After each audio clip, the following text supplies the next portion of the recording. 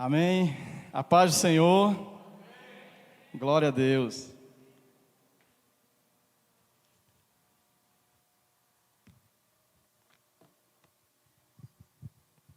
Deixa eu ligar aqui meu equipamento de alta tecnologia.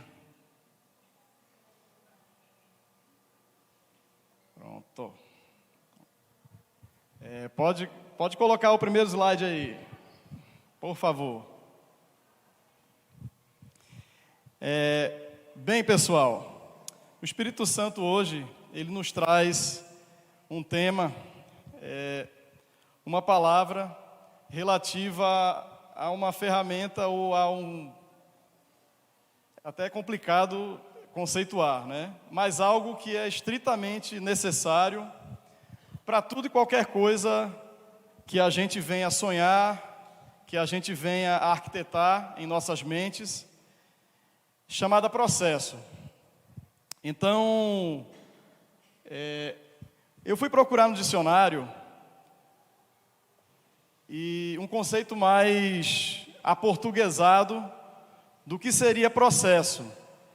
E antes de eu procurar, a palavra ela se confunde muito com desenvolvimento, com evolução, e a gente acaba misturando de uma forma equivocada os conceitos, quando na verdade o processo é a ferramenta para o crescimento, para o desenvolvimento, para a evolução.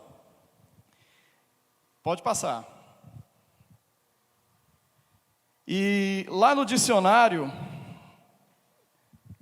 hoje é Google, né? Não é mais o dicionário Aurélio, fala o seguinte: ação continuada, realização contínua e prolongada de alguma atividade, segmento, curso, decurso, sequência contínua de fatos ou operações que apresentam certa unidade ou que se reproduzem com certa regularidade, andamento, desenvolvimento ou marcha. Existem os conceitos também jurídicos, só que não vem ao caso, não é de nosso interesse, né? A gente conhece processo trabalhista, processo penal, processo cível, mas o que nos interessa de início é esse conceito relativo a processo. E algumas palavras, alguns elementos me chamaram a atenção quando eu estava lendo do que seria processo. E aqui eu anotei o seguinte: o processo ele lembra dinamismo, vão gravando aí, vão memorizando, que ao longo a gente vai vendo como tem a ver com o grande exemplo que a gente vai dar ali depois. Continuidade, percurso, fatos interdependentes e uma variação rítmica, né? Ele não é contínuo o processo. E o processo, ele está presente em que situação? Praticamente tudo. Pode passar. Na tecnologia, temos aí um exemplo de uma das maiores invenções da história, que é o carro, né? Mesmo que você nunca venha a ter ou não tenha um, você vai utilizar ou já utilizou um nos tempos modernos. Então ali a gente tem um Ford T, que foi o primeiro carro produzido em série por Henry Ford, lá entre o finalzinho do século XIX e o comecinho do século XX, até década por década, ele chegar àquele lá, ó, que é o híbrido, né? E hoje, na verdade, a gente já está no veículo elétrico. Então, o camarada que sonhou aquele carro ali, ele teve que se submeter a processos, ele teve que despender várias horas de sono, dinheiro também, teve que ter investidor para poder desenvolver aquele primeiro carro ali bem engraçado. E aí as décadas vão passando, vai havendo a tecnologia natural, né? Motor, suspensão, hoje os carros já manobram sozinhos, tem uns que já são até autônomos, não é? E isso é um exemplo na tecnologia de onde o processo está inserido. E a gente podia colocar ali um outro exemplo, a TV, o celular, o computador, o que você pensar aí de tecnologia, tudo isso passou por uma série de etapas e passou por bastante tempo, alguns deles. Pode passar para o próximo. Cidades também passam por processos. Nações passam por processos. A gente tem a foto ali em cima de uma das cidades mais populosas do mundo, que é Tóquio, no Japão. Então percebam ali nos anos 50 como era Tóquio. Pós-guerra, o Japão estava detonado, destruído depois da Segunda Guerra, sem dinheiro, precisando de ajuda de outros países para poder se reerguer.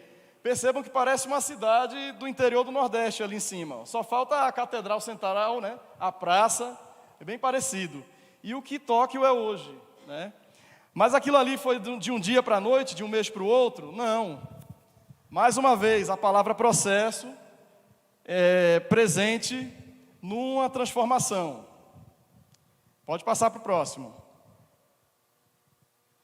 E o processo, eu acho que mais natural e mais intrínseco, né, a nós, que é o processo de crescimento, né? Na verdade, eu tirei a parte, entre aspas,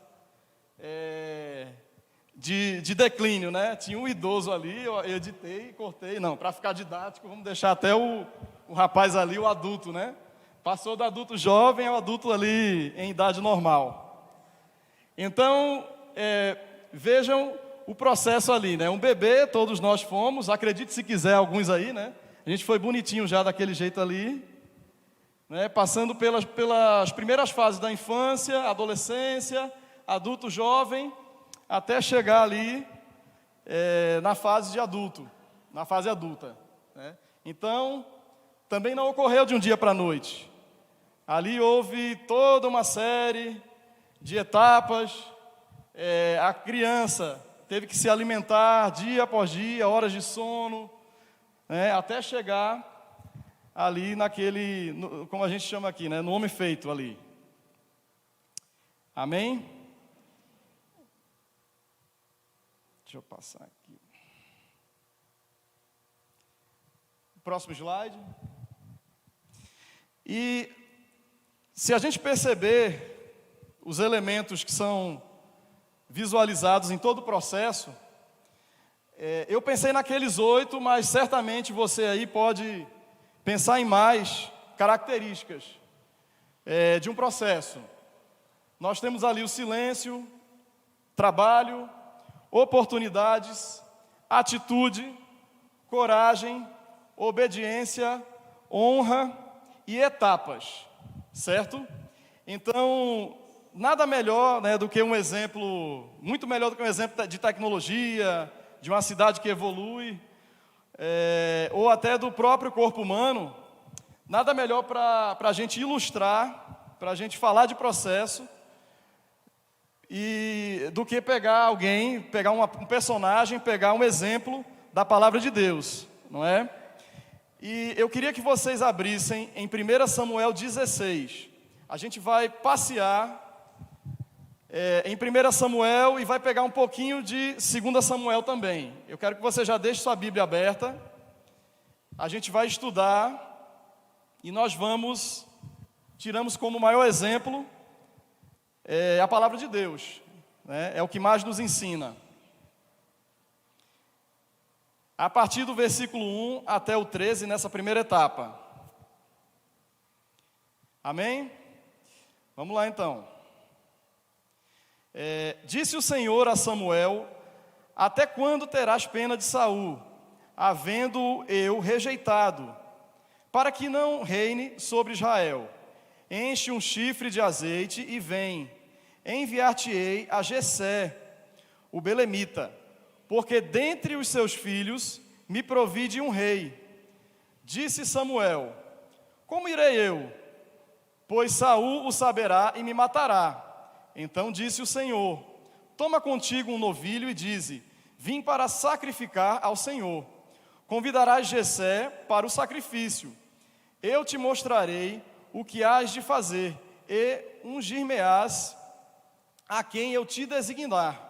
Fez, pois, Samuel o que dissera o Senhor, e veio a Belém. Saíram-lhe ao encontro os anciãos da cidade, tremendo, e perguntaram: é de paz a tua vinda?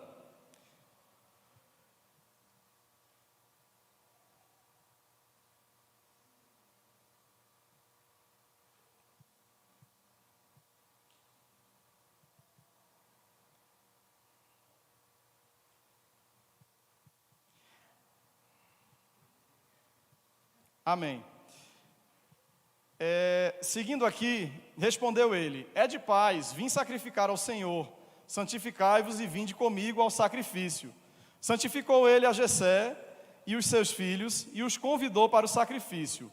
Sucedeu que, entrando eles, viu a Eliabe e disse consigo: certamente está perante o Senhor o teu ungido. Porém o Senhor disse a Samuel: não atentes para a sua aparência, nem para a sua altura, porque eu rejeitei. Porque o Senhor não vê como vê o homem vê o exterior, porém o Senhor o coração. Então chamou Jessé a Abinadab e o fez passar diante de Samuel, o qual disse: nem a este escolheu o Senhor. Então Jessé fez passar a Samar. Porém Samuel disse: tampouco a este escolheu o Senhor. Assim fez passar Jessé os seus 7 filhos diante de Samuel. Porém Samuel disse a Jessé: o Senhor não escolheu estes. Perguntou Samuel a Jessé: acabaram-se os teus filhos? E ele respondeu: ainda falta o mais moço, que está apacentando as ovelhas. Disse, pois, Samuel a Jessé: manda chamá-lo, pois não nos assentaremos à mesa sem que ele venha. Então mandou chamá-lo e fê-lo entrar. Ele era ele ruivo, de belos olhos e boa aparência. Disse o Senhor: levanta-te e unge-o, pois este é ele. Tomou Samuel o chifre do azeite e o ungiu no meio de seus irmãos. E, daquele dia em diante, o Espírito do Senhor se apossou de Davi. Então Samuel se levantou e foi para Ramá. Então percebam o seguinte: essa passagem, na verdade a história de Davi é bem conhecida. E essa passagem, nessa passagem Samuel recebe a ordem de Deus para que uma nova pessoa, um novo rei seja ungido. O rei Saul, ele tinha se afastado do Senhor, ele tinha desobedecido a Deus, e por isso ele não era mais digno de reinar, e nem a sua descendência. E o que é que chama a atenção em relação a essa primeira unção que Davi recebe? A descrição, o silêncio. Notem que Samuel, ele fala a poucos.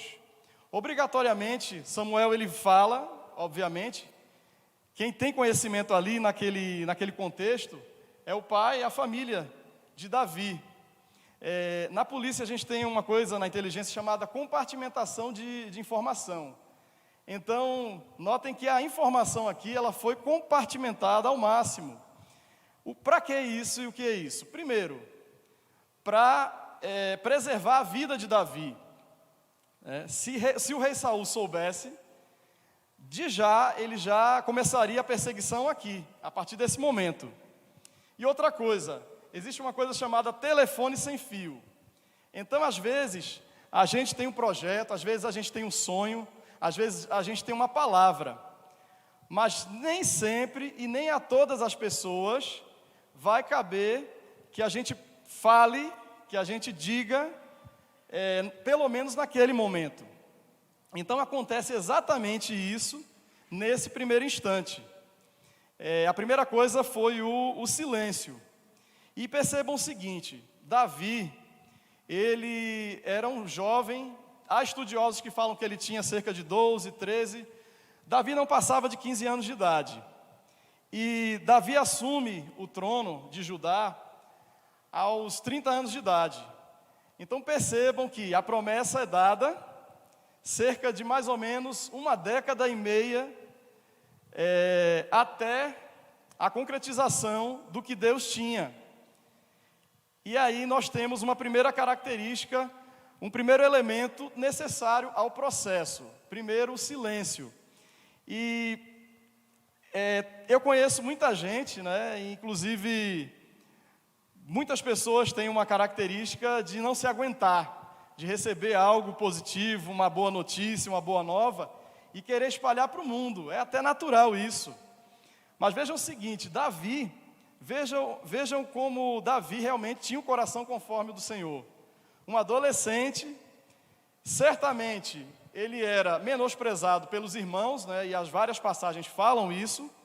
O próprio pai coloca Davi ali naquele primeiro instante como se fosse um terceiro reserva, né? Nem em reserva inicial ele era ali. Tanto é que o Jessé, primeiro ele apresenta quem?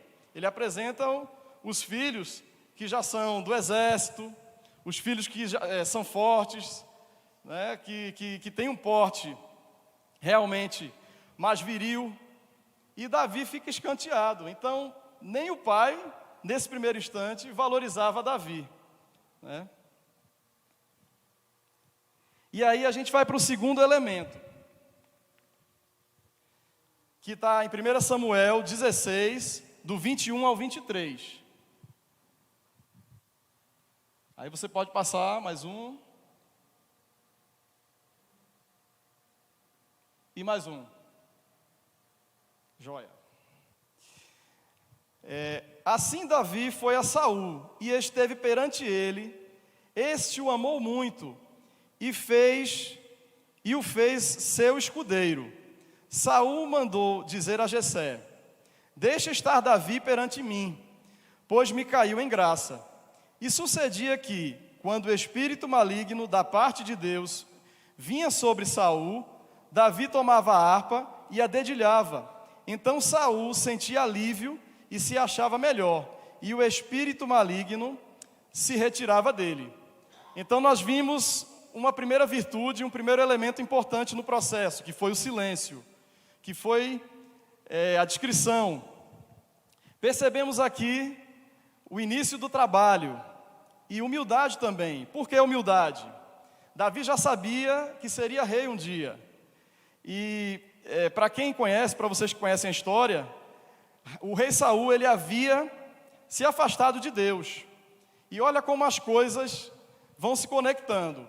Ele é afastado de Deus e constantemente o espírito maligno atormentava a cabeça do rei Saul, né? A mente, o espírito do rei Saul. E aí alguém na corte é levantado, a palavra de Deus não fala exatamente quem é, mas certamente um dos conselheiros ali do rei, alguém próximo. Olha, tem um menino que cuida de ovelhas, filho de Jessé, ele toca a harpa muito bem, e a gente assim, eu tenho certeza que esse tocar de harpa vai trazer calma para você, rei. E aí Davi é colocado estrategicamente onde? Na corte. Então ele começa a ganhar terreno. Se Davi fosse alguém petulante, se Davi fosse alguém diferente do que se fala, uma pessoa que não fosse conforme o coração de Deus, ele nem aceitaria. Como é que eu vou ser um escudeiro, um garoto ali da corte, se eu vou ser rei no lugar dele um dia? Continua o silêncio, começa o trabalho, e a humildade, uma característica, o quê? Colocada, né, nesse ingrediente, mais um ingrediente nesse caldeirão chamado processo. E aí avançando para 1 Samuel 17, nós vamos perceber outros elementos que fazem parte do processo.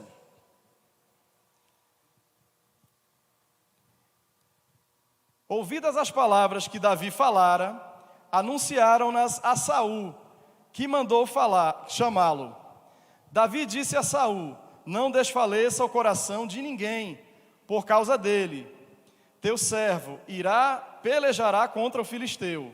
Porém Saul disse a Davi: contra o filisteu não poderás ir para pelejar com ele, pois tu és ainda moço, e ele guerreiro desde a sua mocidade. Respondeu Davi a Saul: teu servo apacentava as ovelhas de seu pai, quando veio um leão ou um urso na verdade, e tomou um cordeiro do rebanho. Eu saí após ele e o feri, e o livrei o cordeiro da sua boca.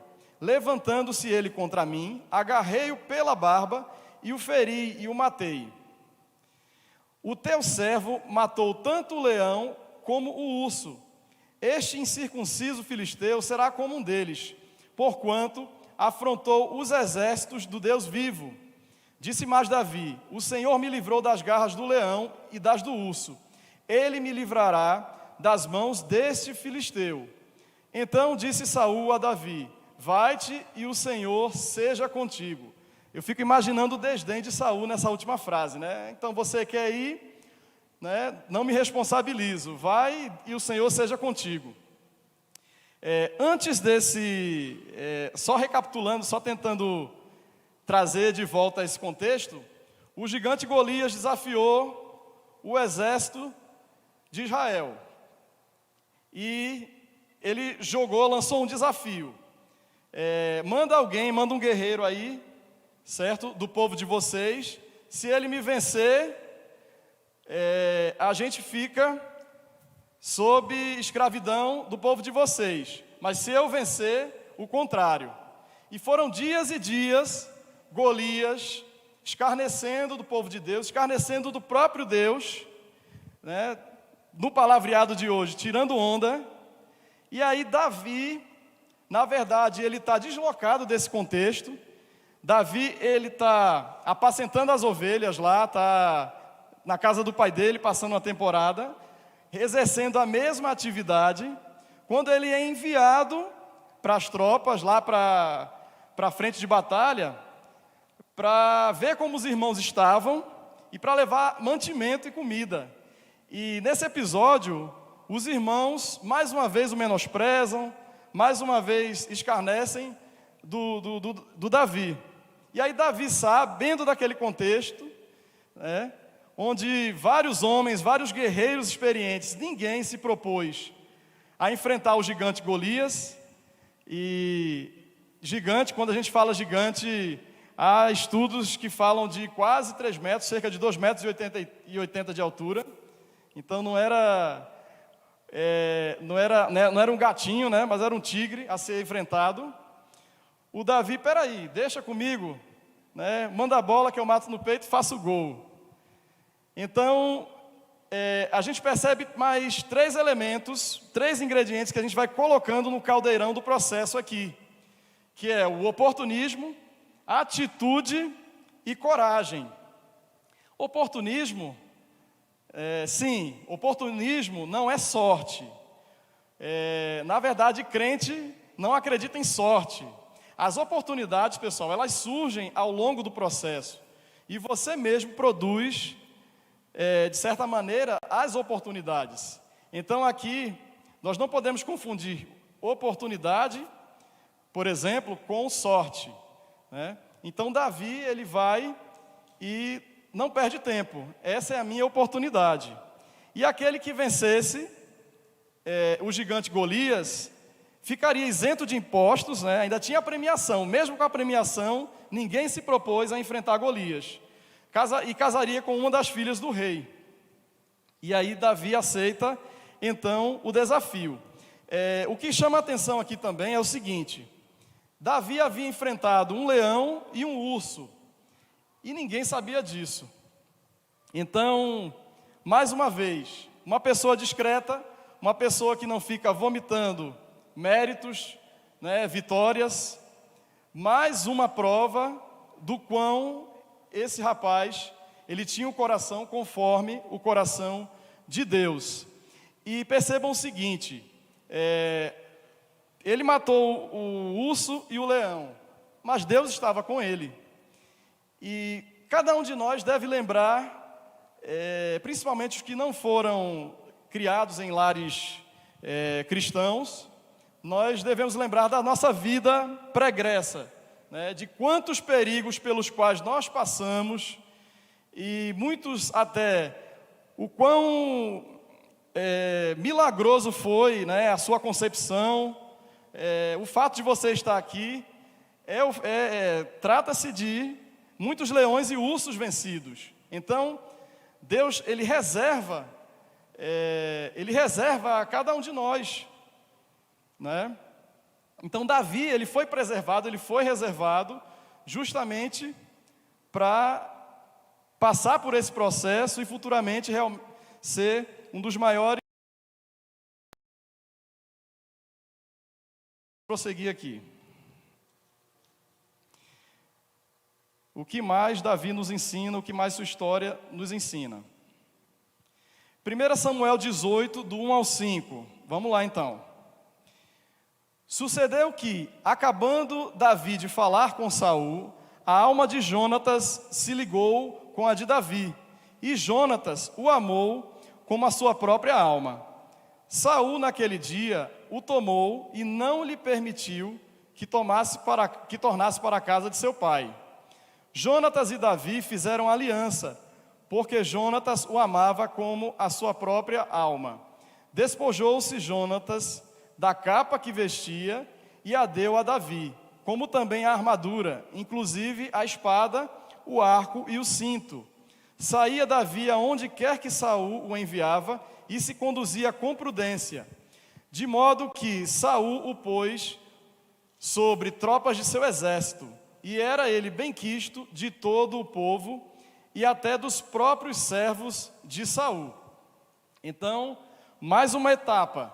Após o feito, após Davi derrotar o gigante Golias, Jonatas, primogênito do rei Saul, vira um dos maiores amigos de Davi. E percebam, o primogênito de Saul, né? Vocês estão captando como Davi vai ganhando terreno, como Deus, na verdade, vai preparando o terreno para Davi. Ele conquista a corte quando ele toca a harpa e consegue acalmar o rei Saul. Ele conquista agora o exército e o povo, quando ele vence o gigante Golias e tira o povo de Israel de maus lençóis, né? Então veja como as coisas... aí eu quero que você pegue lá aquele menino, quando a gente leu lá no começo, que cuidava das ovelhinhas. Aquele rapazinho estava preparado para ser rei, já quando Samuel derramou ali o óleo? Era hora de ele assumir o trono, apesar da promessa? Claro que não. Ele tinha que passar por muitas e muitas coisas, né? E ainda vai passar aqui conforme a nossa leitura.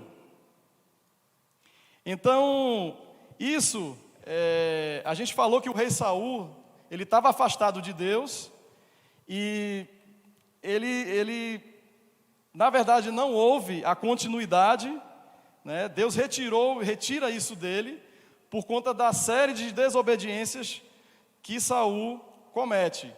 E aí, quando você está afastado de Deus, parece uma bola de neve, né? Um pecado, ele puxa o outro, um pecado puxa o outro. E aí vem o pecado da inveja. E aí começa a cair a fichazinha na cabeça de Saul. Opa! Esse menino é mais especial do que está parecendo. Então, de certa forma, ele já começa a desconfiar de que Davi seria o próximo rei. E aí alguém que está afastado, tem a inveja, né, tomada, começa a perseguir, e perseguição de morte, começa a perseguir Davi. Então, a gente falou de um processo, de uma forma harmoniosa, com aqueles elementos ali no começo, mas ninguém falou, a gente não fala aqui, que um processo ele é um mar tranquilo. Então, se você pegar um barco, um navio, e fizer uma viagem longa em especial, e assim, eu já tive oportunidade, quando eu era criança, de fazer isso. Meu pai trabalhava em navio, e a gente fez uma viagem longa, né? A viagem foi até o Oriente. Boa parte, digamos que foi realmente de mar tranquilo, mas nós tivemos dias também de mar revolto, de mar, como a gente vê em filme mesmo, coisa assustadora. Mas conseguimos chegar no objetivo, tanto é que eu estou aqui trazendo essa palavra para vocês, né? Graças a Deus, né? Glória a Deus. Amém. Continuando aqui então. Aí a gente vai avançar mais, a gente vai para 1 Samuel 24. Vamos ver mais o que é que Davi ensina para cada um de nós. Ou sua história, né? Tendo Saul voltado de perseguir os filisteus, foi-lhe dito: eis que Davi está no deserto de En-Gedi. Tomou então Saul 3.000 homens, escolhidos dentre todo Israel, e foi ao encalço de Davi e dos seus homens, nas faldas das penhas das cabras monteses. Chegou a uns currais de ovelhas no caminho, onde havia uma caverna. Entrou Saul nela a aliviar o ventre. Ora, Davi e os seus homens estavam assentados no mais interior da mesma. Então os homens de Davi lhe disseram: hoje é o dia do qual o Senhor te disse: eis que te entrego nas mãos o teu inimigo, e far-lhe-ás o que bem te parecer. Levantou-se Davi e furtivamente cortou a orla do manto de Saul. Sucedeu, porém, que, depois, sentiu Davi bater-lhe o coração por ter cortado a orla do manto de Saul, e disse aos seus homens: o Senhor me guarde de que eu faça tal coisa ao meu senhor, isto é, que eu estenda a mão contra ele, pois é o ungido do Senhor. Com estas palavras, Davi conteve os seus homens e não lhes permitiu que se levantassem contra Saul. Retirando-se Saul da caverna, prosseguiu o seu caminho.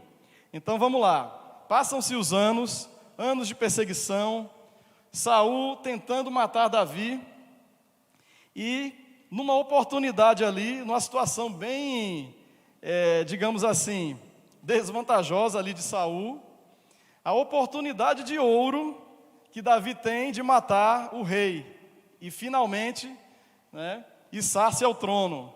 Só que não.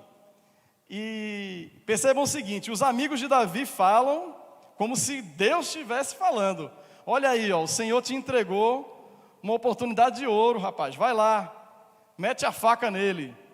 E aí Davi até vai, Davi fica tentado. Eu creio que ele realmente ficou tentado, tanto é que ele, tentando ali extrapolar a vontade, ele vai e rasga um pedaço da orla ali do manto de Saul, e ele desiste. Por que ele desiste?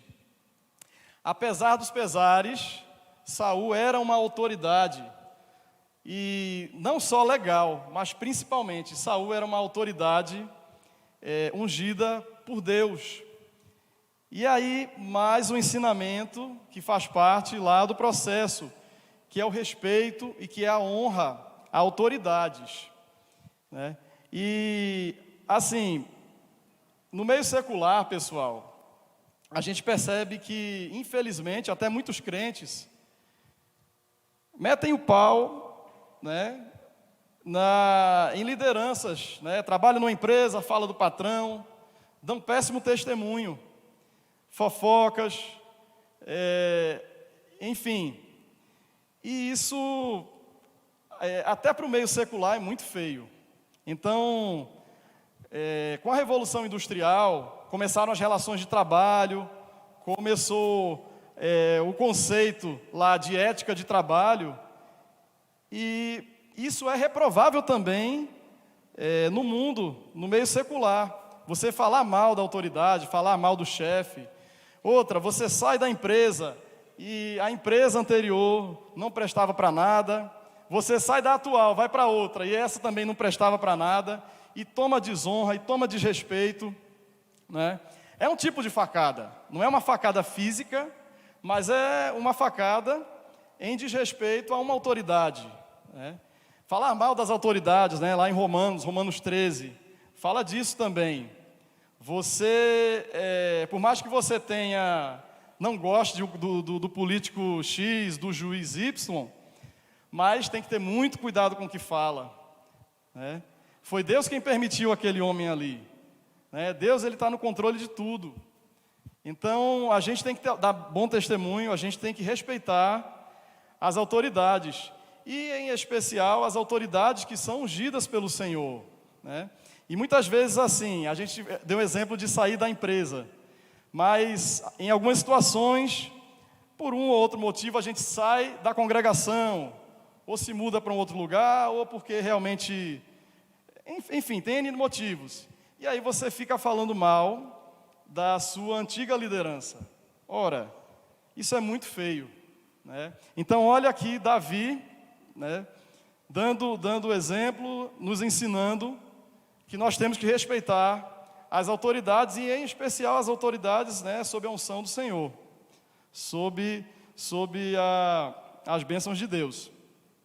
E muitas vezes você sai de uma congregação, vai para outra, e aí pensa que está fazendo e acontecendo, só que na verdade, desonrar a autoridade, mesmo que não seja uma autoridade direta sua, ela na verdade está te levando a um abismo disfarçado de sucesso.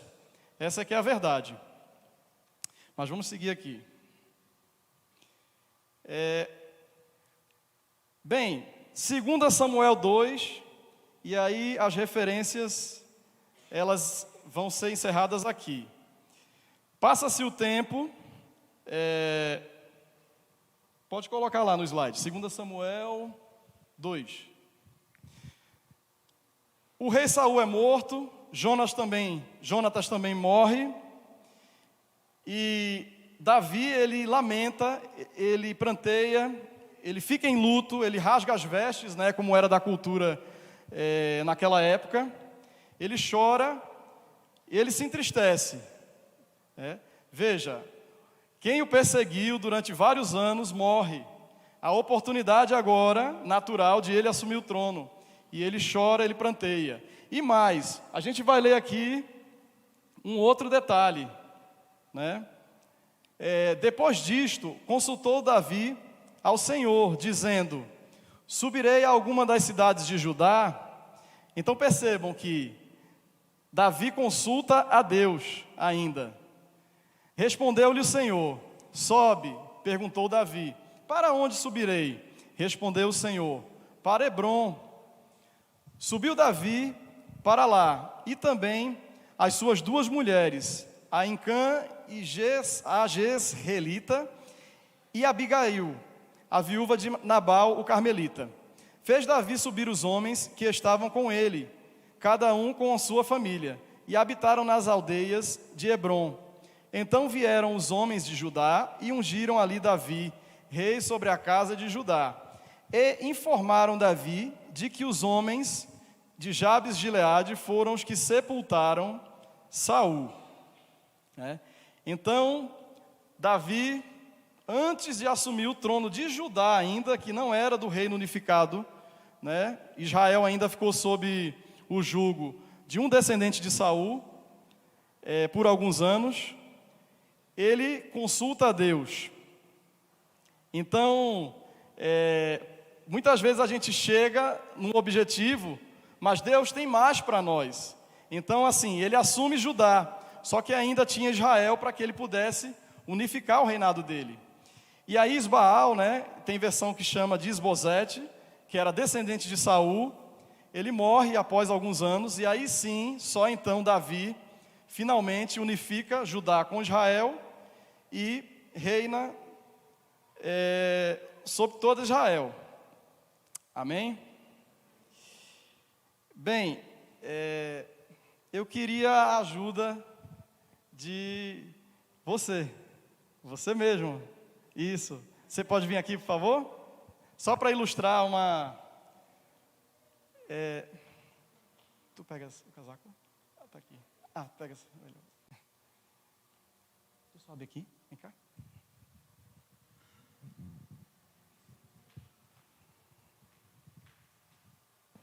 Ok. Eu vou te pedir um favor. Veste esse casaco para mim.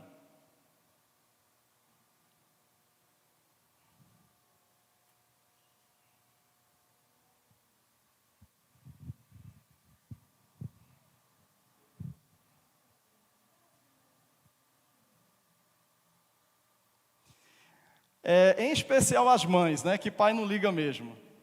Você deixaria sua criança ir com esse casaco para uma festa? Uma festinha de aniversário de algum amiguinho? Não, né? Ok, pode tirar. Eu sei que você quer muito, mas não dá. Obrigado, viu? Aí. Não. Pronto. Você mesmo, mano, vem. Passaram-se os anos, passou-se o tempo. Agora eu quero que você vista, mano, por favor.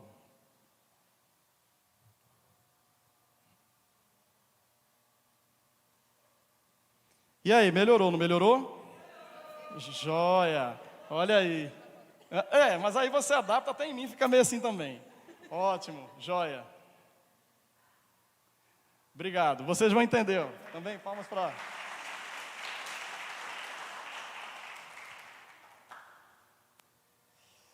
Daqui a pouco vocês vão entender sobre essa questão do casaco, certo?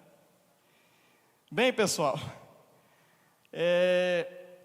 a gente, como brasileiro, infelizmente, está incrustado, né, na nossa cultura o imediatismo, o atalho e querer as coisas sem passar por etapas, sem passar por processos. Isso para tudo. Você quer comprar um bem, né? E muitas vezes você pode esperar para comprar esse bem. Aí o que é que você faz? Né? Cartão, prestação, né? Você quer o bem de imediato ali.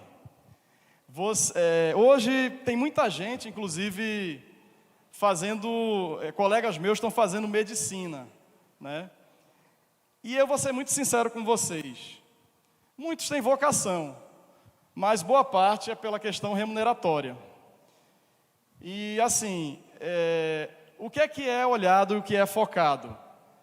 É o produto final. O processo, escanteado. Processo, né, para as cucuias, né, como se diz no popular. Só que a gente tem que, acima de tudo, assimilar a cultura do reino, né? Nós somos brasileiros, culturalmente brasileiros, só que acima de culturalmente sermos brasileiros, a cultura do reino tem que ser colocada em nós. Nós temos que praticar, na verdade, essa cultura.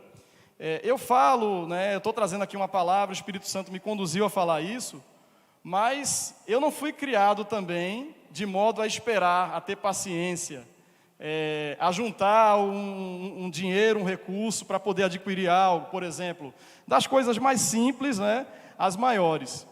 E assim, o mais grave na igreja, o mais grave que a gente observa é a tal da fábrica de pastores e de igrejas que a gente observa. Então, como até muitas pessoas que não são crentes falam, em todo canto tem uma placa e uma igreja, está abrindo uma igreja em todo canto. Mas aí eu pergunto a vocês, será que todas essas igrejas que vêm sendo abertas, e todos esses pastores que vêm sendo formados, passaram por processo, ou passaram por algum tipo de processo? E quando eu falo processo, não é só um processo de formação intelectual, não. É processo espiritual mesmo, né? Então, a gente observou aqui Davi e a história dele, e tem 3 elementos que nos chama a atenção também, e que nós, como crentes, temos que tomar para si, né? E aí pode passar o slide.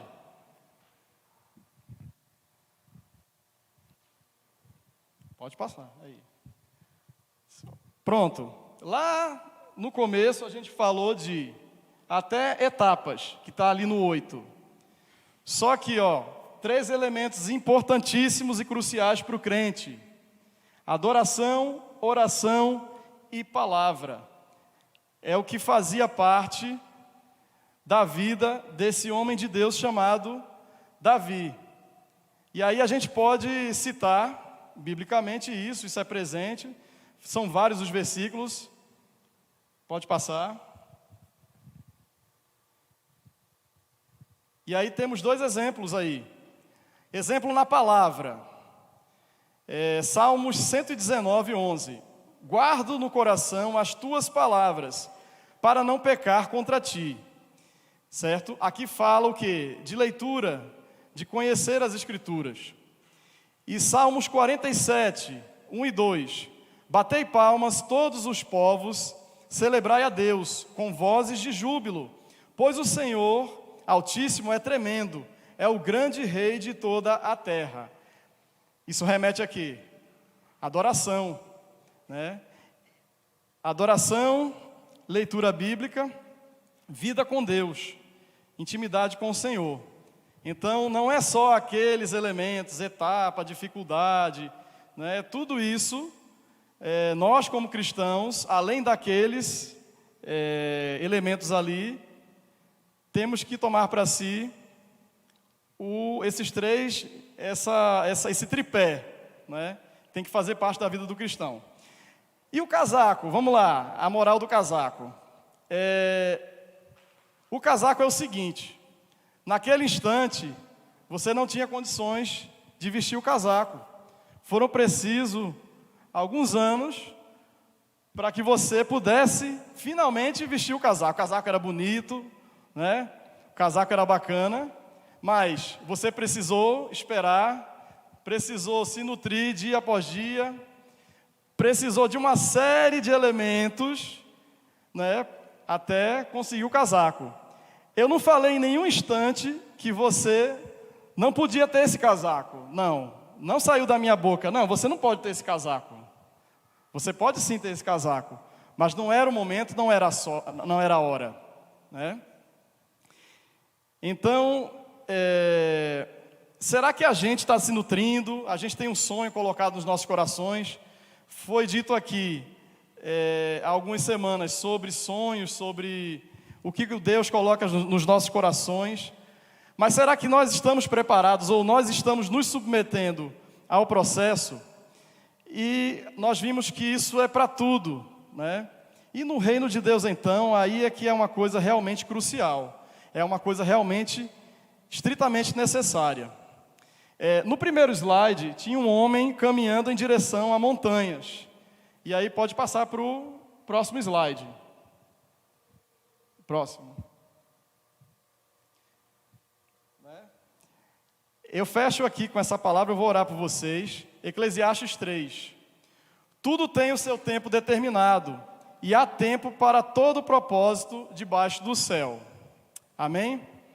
Então, que todos nós possamos alcançar o cume da montanha ali, como sonhamos, mas que principalmente que a gente possa estar trilhando, estar passando por um processo e acima de tudo, que esse processo esteja sob as bênçãos de Deus, que nós estejamos sendo conduzidos pelo Espírito Santo. Amém? Eu vou orar por você agora, feche seus olhos. Amém. Senhor Jesus, Pai amado, te agradeço, Senhor, por esta palavra, te agradeço, Senhor, porque o Senhor nos ensina, Espírito Santo de Deus. Pai, que aquele sonho, Senhor, que aquele objetivo, que aquele propósito, que ele seja alcançado sim, Senhor, mas que nós estejamos prontos para passar pelo teu processo, Senhor. Senhor, que possamos realmente respeitar as etapas, que possamos ter entendimento, Senhor. A Bíblia fala que também é a hora de, Senhor Deus, silenciar, Pai. Que possamos silenciar na hora em que Tu ordenares, Senhor. Que possamos, Senhor, realmente ser conduzidos pelo Teu Santo Espírito, Senhor. Nós não queremos ter pressa, Senhor. Nós queremos fazer as coisas dentro do Teu tempo. Nós queremos respeitar, Pai, o plano que Tu tens para nós, Senhor. E que possamos crescer, nos desenvolver mais e mais naquilo que o Senhor tem para nós, Senhor. Nós Te agradecemos pela vida e pelos planos, Senhor, que o Senhor tem para cada um de nós, pois são planos bons, são planos, Senhor, para que nos leve realmente, Senhor Deus, ao mais alto das montanhas espirituais, Senhor. Nós declaramos que cada irmão aqui, cada líder, cada pessoa que tem, Senhor, a liderança como objetivo, que cada pessoa chegue realmente a esse cume de montanha espiritual e que seja excelente, Senhor. E que esse processo seja contínuo até a Tua volta, Pai. Te agradecemos em nome de Jesus. Amém. Glória a Deus.